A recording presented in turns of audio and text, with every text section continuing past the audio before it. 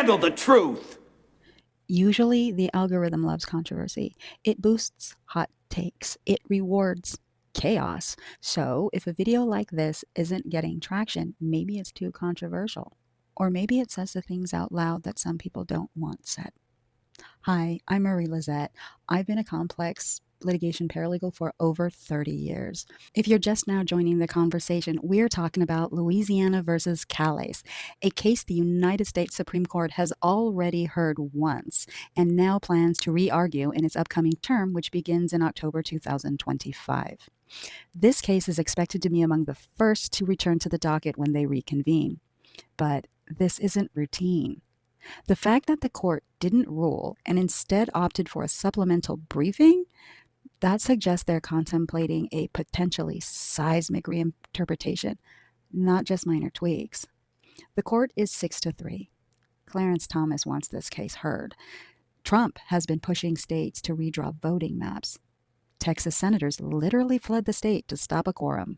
On its face, it just seems like they want to help states like Texas legally gerrymander before finalizing their ballots, and time is running out. Notably, in his dissent, he emphasized the court's duty to resolve the 14th Amendment and redistricting challenges. Thomas wrote, "I would make clear that where this court's interpretation of Section 2 breaches the Constitution's equal protection guarantee, the Constitution controls." And he went on to say, "For over 3 decades, I have called for a systematic reassessment of our interpretation of Section 2.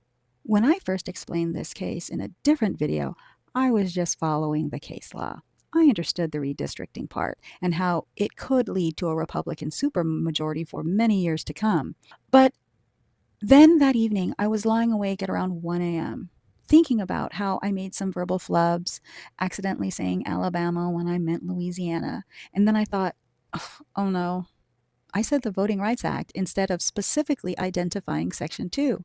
And once that hit me, I thought, that's a really big mistake.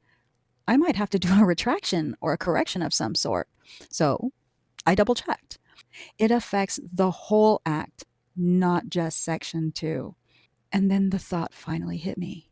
This case isn't just about voting maps or the VRA. They aren't just looking at Section 2.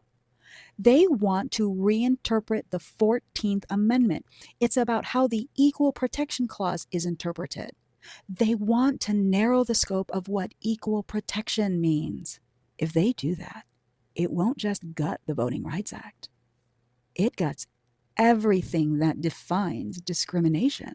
The court is using redistricting as a doorway to do something much bigger, a chance to make the Constitution colorblind. But colorblind isn't just about skin color.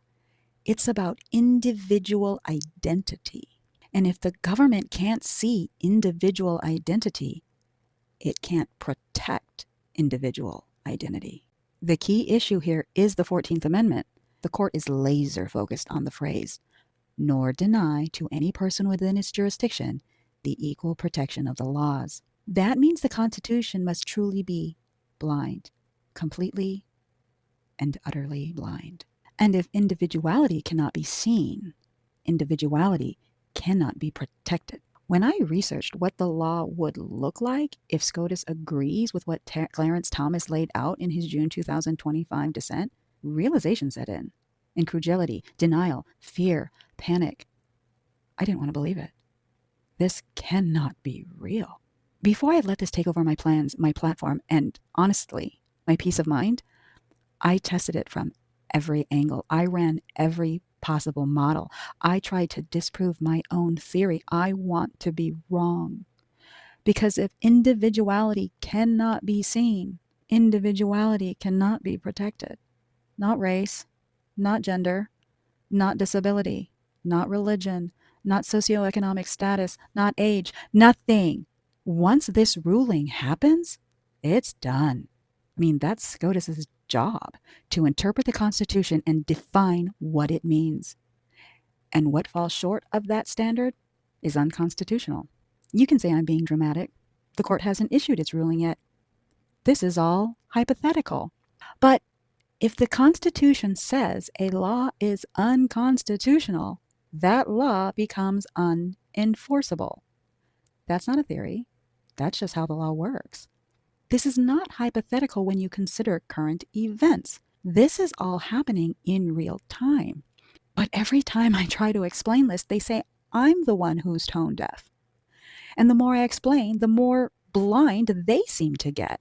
They think this is about fairness. They think not seeing color is fair. They think I'm just upset that the laws are going to end special treatment for libtards like me. That I'm just mad I'm losing my DEI. But at the end of the day, it doesn't matter what I believe. This isn't about who deserves what. This is about what the Constitution is allowed to see. If society or the legal system refuses to acknowledge someone's unique identity, who they are, what makes them different, it can't defend them from being harmed because of those differences. Because if individuality cannot be seen, individuality cannot be protected. I was so incredulous, I just refused to believe it myself. I tried every model, but in the end, they all ended at the same place. If SCOTUS reinterprets the Constitution to be identity blind, then the Civil Rights Act cannot survive. Neither does the American with Disabilities Act, the Pregnancy Discrimination Act, the Fair Housing Act, the Fair Labor Standards Act, the Equal Pay Act, the Age Discrimination Act. It decimates any other federal law that protects people based on identity, and that includes rights written into state laws or state constitutions. Because when a federal law is struck down as unconstitutional, it overrides anything at the state level too. Any law that protects people because of who they are becomes unconstitutional when the Constitution itself stops recognizing who we are. Because if individuality cannot be seen, individuality cannot be protected. The best counter argument I found was that it might not fall apart at once. It'll unravel slowly, a slow burn. It'll take a while for courts to grasp this. But attorneys will get it and defend it to the death. I know who those attorneys are. They're going to take these cases all the way to the Supreme Court. And the Supreme Court will throw out any case that isn't blind, systematically declaring each act unconstitutional, one opinion at a time. But voices can shape outcomes, right? I mean, public attention matters now more than ever. Let me make this plain, because I need you to understand this right now. If an employer said, I only hire blonde, blue-eyed people, right now, that's illegal. But if the Constitution goes identity blind, that law becomes unconstitutional, and there's nothing you can do about it. This won't just hurt minorities. It affects Caucasian people too. Let's say a company fires anyone over the age of 35. Legal. Let's say banks deny loans to all women. Allowed. The military bans people under 6 feet tall. Totally fine. Your health insurance cancels your policy because your wife is pregnant. There's no law to stop that. If an employer refuses to hire redheads or someone in a wheelchair, that's not discrimination.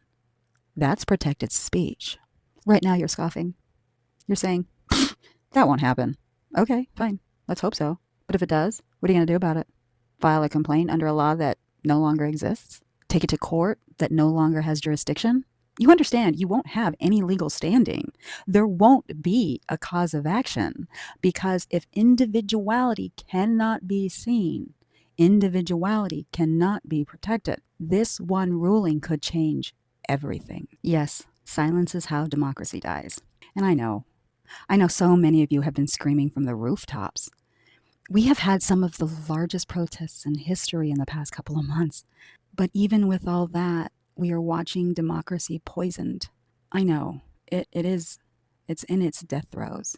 And if SCOTUS rules the way the experts say they are going to rule, it will be the final nail in the coffin. But maybe if enough people understand what's at stake, just maybe, we won't lose everything, everywhere, all at once.